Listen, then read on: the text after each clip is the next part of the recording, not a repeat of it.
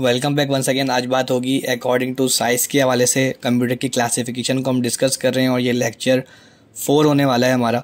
ठीक है जी, तो देखिएगा अकॉर्डिंग टू साइज़ के हवाले से बात होगी। मतलब अगर आपके पास सवाल आ जाता है एग्जाम के अंदर, explain the types of computer according to their size and capacity, के साइज़ के हिसाब से कंप्यूटर को क्लासीफाई करना है कि वो भाई साइज़ के हिसाब से कौन से कंप्यूटर कौन सी क्लास में जाने चाहिए। तो आपके पास ये आंसर है स्क्रीन के सामने।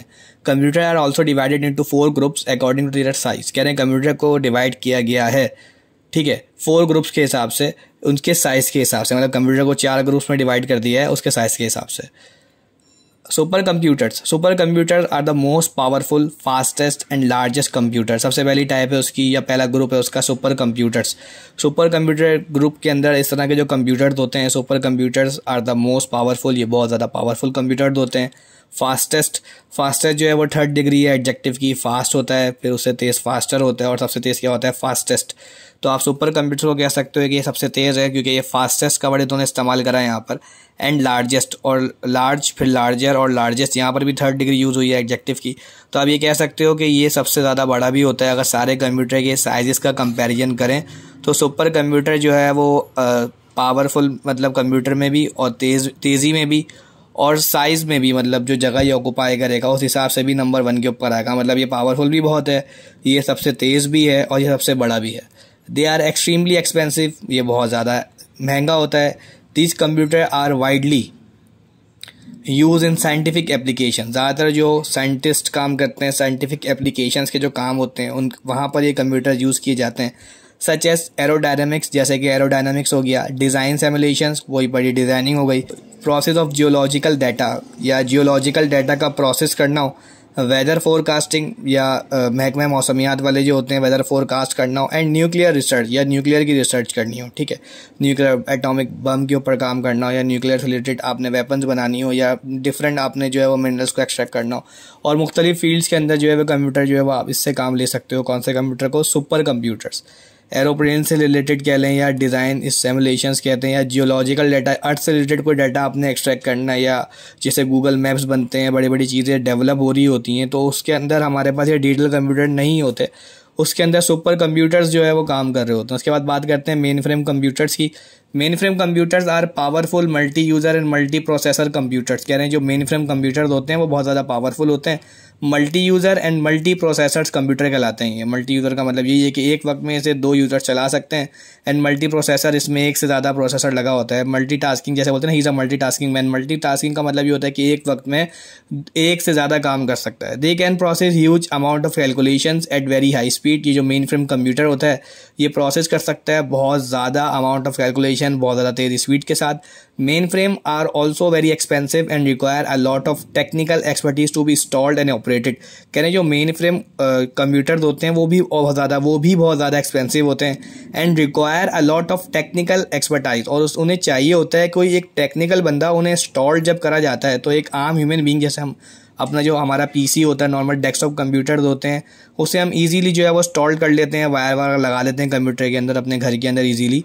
लेकिन इसको इंस्टॉल करने के लिए और चलाने के लिए आपको एक टेक्निकल बंदा चाहिए जो कि एक्सपर्ट है, इसी फील्ड से रिलेट करता हो, जिसने कंप्यूटर के बारे में अच्छी तरीके से पढ़ा हो, या कोई अच्छी जगह से डिग्री ली हुई हो, या बहुत ज़्यादा एक्सपीरियंस हो। तो वही इन कंप्यूटर्स को ऑपरेट भी कर सकता है और इंस्टॉल भी कर सकता है। They are use in banks, ये बैंक में इस्तेमाल होते हैं। And many large business organisation, और बड़ी बड़ी कारोबारी इदारों के अंदर ये इस्तेमाल होते हैं, कारोबारी सनदों के अंदर ये इस्तेमाल होते हैं। Where several users work simultaneously, जहाँ पे बहुत सारे यूजर्स एक साथ काम कर रहे होते हैं। साइमल्टेनियसली का मतलब होता है एक साथ, तो जहाँ पे बहुत सारे यूजर्स एक साथ काम कर रहे होते हैं उस जगह पे मेन फ्रेम कंप्यूटर जो है वो इस्तेमाल होता है। अब बात करते हैं मिनी कंप्यूटर्स की। Mini computers, these are smaller than main frame computers. अगर इनका कंपैरिजन करें मेन फ्रेम से तो ये मेन फ्रेम से छोटे होते हैं। But they are more powerful than micro computers, लेकिन ये माइक्रो कंप्यूटर से ज़्यादा पावरफुल होते हैं। Mini computers usually use multi user operating system.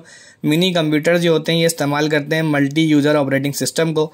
Multiple users can use the mini computers through terminals. बहुत सारे जो है वो यूजर्स एक ही वक्त में मिनी कंप्यूटर को यूज़ कर सकते हैं टर्मिनल्स के थ्रू।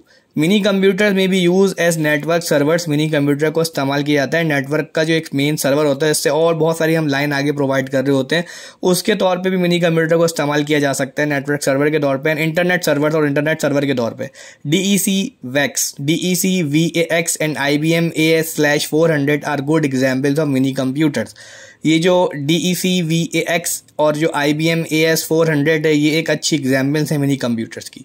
अब डिस्कस करने का वक्त आ गया है किसको, माइक्रो कंप्यूटर्स को, जो कि हमारा लास्ट है, और हमारा क्वेश्चन भी कंप्लीट हो जाएगा, हमारा टॉपिक भी कंप्लीट हो जाएगा। उसके बाद फिर हम अकॉर्डिंग टू पर्पस के हिसाब से डिस्कस करेंगे। Micro computer are also called personal computer, जिसे कहा जाता है PCs। The use of micro processor has made computer cheaper yet faster and more reliable. कह रहे हैं जो माइक्रो कंप्यूटर्स होते हैं वो हमारे नॉर्मल जो हमारे पर्सनल कंप्यूटर्स होते हैं उन्हें हम माइक्रो कंप्यूटर्स कहते हैं। The use of micro processor has made computer cheaper. जो माइक्रो प्रोसेसर का यूज़ था उसने कंप्यूटर को बहुत ज़्यादा सस्ता बनाया, येट फास्टर बहुत ज़्यादा तेज़ बनाया, एंड मोर रिलायबल और काबिल एतमाद बनाया, मतलब लॉन्ग लास्टिंग चलता है। अगर आप उसे तरीके से एक प्रॉपर लेके चलेंगे तो कंप्यूटर हमारा रिलायबल भी होता है और कंप्यूटर थकता नहीं है। जितना भी आप इससे काम करा लो, आप इसे 24 आवर्स ओपन रख लो, कंप्यूटर थकेगा नहीं। वो ईजिली एक ही जॉब को बिना थके जो है वो परफॉर्म कर सकता है। कंप्यूटर के अंदर ये सलाहियत होती है, ये एबिलिटी होती है। These are the smallest computer designed to be used by individuals। ये बहुत ज़्यादा सबसे छोटे कंप्यूटर्स हैं, डिज़ाइन किए गए हैं इंडिविजुअल्स इसे यूज़ करें। एक वक्त में एक बंदा इस कंप्यूटर को ऑपरेट कर सकता है। PCs can be use for variety of task. ये जो PCs कह लें आप, इन्हें पर्सनल कंप्यूटर्स कह लें, डेस्कटॉप कंप्यूटर्स कह लें या माइक्रो कंप्यूटर्स कह लें, इन सब का मतलब यही है कि माइक्रो कंप्यूटर्स के हवाले से बात हो रही है। जो आम घरेलू हम जो डोमेस्टिक लेवल के ऊपर हम जो कंप्यूटर यूज़ कर रहे होते हैं उसे हम माइक्रो कंप्यूटर्स भी कह सकते हैं या हम PCs भी कह सकते हैं। तो ये कह रहे हैं PCs can be use for variety of task. बहुत सारे टास्क, बहुत ज़्यादा मुख्तलिफ टास्क, बहुत सारे मुख्तलिफ काम के लिए PC को इस्तेमाल किया जा सकता है। लाइक डॉक्यूमेंटेशन, कोई डॉक्यूमेंट्स बनाने हैं, लेटर बनाना है, एप्लीकेशन लिखनी है, बैंक से रिलेटेड कोई आपने लिखना है या ऐसे लिखना है, नोट्स बनाने हैं, बहुत पेपर बनाना है, ये सारी चीज़ें के लिए आपका नॉर्मल कंप्यूटर जो है वो यूज़ हो सकता है। कैलकुलेशन, छोटी मोटी कैलकुलेशंस करनी है या वेबसाइट डेवलपमेंट करनी है, उसके लिए भी इस्तेमाल होता है। इलस्ट्रेशन, कोई भी चीज़ ड्रॉ करनी है, लोगो क्रिएशन करनी है, पिक्चर एडिट करनी है, इसके लिए भी इस्तेमाल होता है। एंड एंटरटेनमेंट, या आपने यूट्यूब पे वीडियोस देखनी है, मूवीज़ देखनी है या शादी ब्याह की सुननी है, सॉन्ग सुनने हैं या और मुख्तलिफ काम आपने करने, तो इसके लिए भी इस्तेमाल होता है। मतलब गेम भी आप इसके ऊपर खेल सकते हैं। The power of network and internet has also made it more useful. और जो नेटवर्क और इंटरनेट की पावर ने इसे और ज़्यादा यूज़फुल बना दिया है। मतलब इस कंप्यूटर के अंदर आप अगर इंटरनेट ना हो तो फिर भी आप गेम्स वगैरह और बहुत सारी चीज़ें कर सकते हो, लेकिन इंटरनेट के थ्रू आप इससे और बहुत सारे काम ले सकते हो। आप इस पर जॉब्स कर सकते हो, आप इस पर काम कर सकते हो, आप इससे पढ़ सकते हो, जैसे आप अभी पढ़ लो इजीली। तो ये सारी चीज़ें आसानी के साथ इन कंप्यूटर्स के अंदर पाई जाती हैं और ये सबसे ज़्यादा सस्ते भी होते हैं। अगर बाकी के 3 से कंपेरिजन करें, हम सबसे महंगा था, उससे फिर कम आया कौन सा है तो उससे मेन फ्रेम एंड फिर उसके बाद कौन सा आ गया मिनी कंप्यूटर और फिर सबसे आखिर में आया micro computers. Now computer also use for communication and socialisation. Computer अभी जो है ये कंप्यूटर्स कम्युनिकेशन के लिए, बातचीत के लिए, ठीक है, वो कम्युनिकेशन किसी भी तरीके की हो सकती है, वो बिजनेस से रिलेटेड हो या हम भी आपस में डाटा कम्युनिकेशन कर रहे हैं, इन्फॉर्मेशन की जो है वो एक तरीके से कम्युनिकेशन कर रहे हैं, हम मालूमात को भी शेयर कर रहे हैं, आपसे मैं कम्युनिकेट कर रहा हूँ with the help of this computers. ठीक है, तो ये है कि किसी भी तरीके की कम्युनिकेशन हो सकती है। एंड सोशलाइजेशन, और सोशलाइजेशन भी आप इसमें कर सकते हो। डिफरेंट सोशल मीडिया प्लेटफॉर्म्स हैं, आप उसको यूज़ करके भी इसके अंदर सोशलाइजेशन कर सकते हो। Thank you.